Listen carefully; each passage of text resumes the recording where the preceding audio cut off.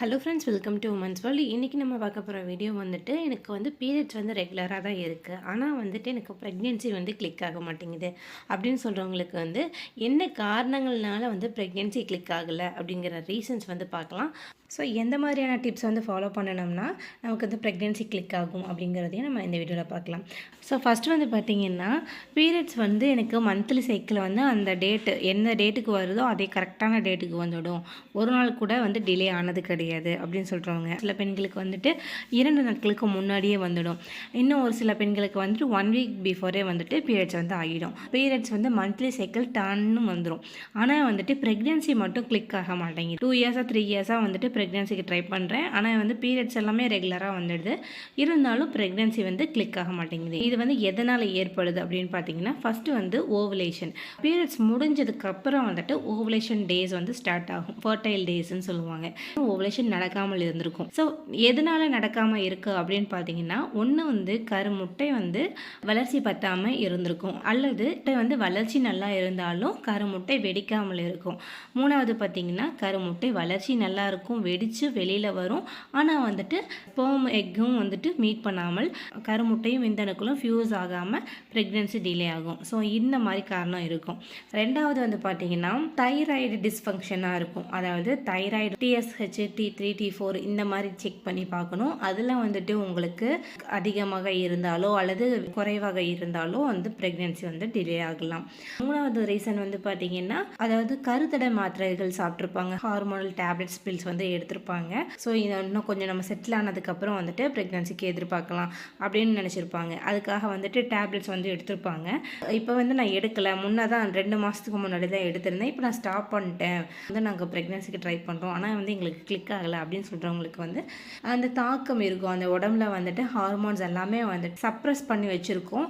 அதனால வந்துட்டு உங்களுக்கு என்னென்னா ப்ரெக்னென்சி வந்துட்டு டிலே ஆகிறதுக்கான வாய்ப்புகள் வந்து நிறைய இருக்குது. ஸோ அந்த ஹார்மோன்ஸ் எல்லாமே வந்து ரீகலெக்ட் ஆகி உங்களுக்கு செட்டில் ஆகிறதுக்கு 6 months கிட்ட ஆகும். அது வந்துட்டு நார்மல் ஆகிறதுக்கு அதுக்கேற்ற மாதிரி நீங்கள் ஃபுட்ஸும் வந்து இன்டேக் பண்ணணும். ஸோ இந்த மாதிரி வந்து ஹார்மோனல் டேப்லெட்ஸ் வந்து எடுத்திருந்தீங்க அப்படின்னாலும் உங்களுக்கு வந்து ப்ரெக்னென்சி டிலே ஆகிறதுக்கான வாய்ப்புகள் அதிகமாக இருக்குது. நெக்ஸ்ட் வந்து பார்த்தீங்கன்னா, ஹார்மோனல் இம்பேலன்ஸ்டு. உங்களுக்கு ரெகுலர் பீரியட்ஸாகவே இருந்தாலும் ஹார்மோன் செக்ரேஷன் வந்து குறைவாக இருக்கும். அதாவது முட்டைப்பையில இருந்து சுரக்கக்கூடிய ஈஸ்ட்ரோஜன், ப்ரொஜெஸ்ட்ரான் ஹார்மோன் வந்து ரொம்ப குறைவாக சுரக்கதோ இல்லை அதிகமாக சுரந்தாலோ உங்களுக்கு வந்துட்டு ப்ரெக்னென்சி வந்து டிலே ஆகும். ஹார்மோனல் செக்ரேஷன் வந்து இம்பேலன்ஸ்டாக இருக்குது. அந்த காரணத்தினால வந்து ப்ரெக்னென்சி வந்து டிலே ஆகலாம். அஞ்சாவதாக வந்து பார்த்தீங்கன்னா, ஏஜ் ஃபேக்டராக இருக்கும். 35 இயர்ஸ் ஆகிடுச்சு அப்படிங்கும்போது 32 இயர்ஸில் தான் மேரேஜ் பண்ணோம், இன்னொரு சம் ரீசன்ஸ்னால வந்துட்டு ப்ரெக்னென்சியை வந்து தள்ளி போடுவாங்க இல்லையா, அந்த ஏஜ்னாலையும் கூட உங்களுக்கு ப்ரெக்னென்சி வந்து டிலே ஆகலாம். நெக்ஸ்ட் வந்து பார்த்தீங்கன்னா, ஃபெலோப்பியன் டியூப்ஸ்ன்னு சொல்லக்கூடிய கருக்குழாயில் வந்துட்டு ஏதேனும் அடைப்புகள் இருந்ததுனாலும் அதனால உங்களுக்கு கருமுட்டை வெடித்து வெளியில் வந்தால் கூட ஸ்பெர்ம் எக்கும் வந்து மீட் பண்ண முடியாமல் உங்களுக்கு ப்ரெக்னென்சி டிலே ஆகலாம். நெக்ஸ்ட் வந்து பார்த்தீங்கன்னா, கருமுட்டை வளர்ச்சி இருக்குது, கருமுட்டை வெடிக்குது, HSG டெஸ்ட்லாம் எடுத்து பிளாக்கேஜஸ்லாம் எதுவும் இல்லை அப்படின்னு சொல்லியும் கரு வந்து தங்காமல் இருக்குது அப்படிங்கும்போது யூட்ரைனில் வந்து ஏதாவது பிரச்சனைகள் இருக்கா அப்படின்னு செக் பண்ணணும். கர்ப்பப்பையில் வந்துட்டு கட்டிகள் மாதிரி இருக்கா, ஃபைப்ராய்ட் கட்டி இருக்குதான்னு பார்க்கணும். இல்லாட்டி வேறு ஏதாவது ஸ்கார் டிஷ்யூஸ்ன்னு சொல்லுவாங்க, அந்த டிஷ்யூஸ் வந்து இருக்குதா அப்படின்னு நம்ம செக் பண்ணி பார்க்கணும். அந்த மாதிரி இருந்தாலும் உங்களுக்கு கரு வந்து ஒட்டி பிடிச்ச வளரல வந்து தாமதம் ஏற்படும். இந்த மாதிரி கட்டிகள் இருந்துச்சுன்னா இம்ப்ளான்ட் நடக்க விடாமல் தடுக்கும். ஒரு சில பெண்கள் வந்து சொல்லுவாங்க இல்லையா, எல்லா டெஸ்ட்டுமே நான் பண்ணியிருக்கிறேன், ஓவுலேஷன் கரெக்டாக நடக்குதுங்கிறாங்க, HSG டெஸ்ட் பண்ணி பிளாக்கேஜஸ்லாம் ரிமூவ் பண்ணியாச்சு, கர்ப்பப்பையில் வந்துட்டு எந்த ஒரு கட்டிகளும் இல்லாமல் இருக்கு, பர்ஃபெக்டாக இருக்கிறேன், ஆனால் வந்துட்டு எனக்கு ப்ரெக்னென்சி மட்டும் கிளிக் ஆகலை அப்படிங்கும் போது நீங்கள் வந்து செமன் டெஸ்ட், அதாவது கணவருடைய விந்தணுக்களை வந்து டெஸ்ட் பண்ணணும். விந்தணுக்களை வந்துட்டு டெஸ்ட் பண்ணி பார்த்தீங்கன்னா அதுலேயும் பர்ஃபெக்டாக இருக்குது அப்படின்னு சொல்லும் போது அந்த அன்எக்ஸ்பிளைன்ட் இன்ஃபர்டிலிட்டி அப்படின்னு சொல்லுவாங்க.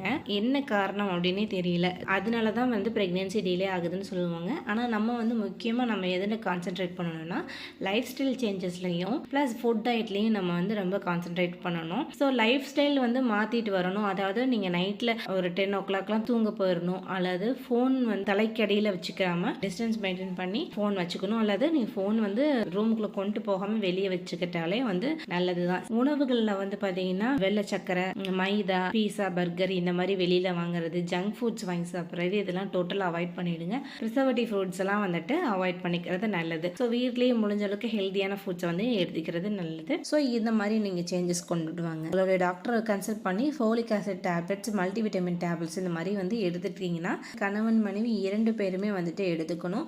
அதாவது சத்து குறைபாட்டுனாலையும் கூட உங்களுக்கு ப்ரெக்னென்சி வந்து டிலே ஆகலாம். ஸோ இந்த மாதிரி ஃபாலோ பண்ணுங்கள். கண்டிப்பாக வந்து ஒரு 2 மந்த்ஸ்க்காவது நீங்கள் எடுத்துக்கிற மாதிரி இருக்கும் இந்த மாதிரியான டேப்லெட்ஸு. மாத்திரை மட்டுமே எடுக்கக்கூடாது, உணவுகளையும் சேஞ்சஸ் கொண்டு வாங்க. இந்த மாதிரி கொண்டு வரும்போது உங்களுக்கு ஆட்டோமேட்டிக்காக ப்ரெக்னென்சிக்கான வாய்ப்புகள் வந்து ஏற்படுத்தி கொடுக்கும். இது வந்து நேச்சுரலாக ப்ரெக்னென்ட் ஆகிறதுக்கான வழி இது.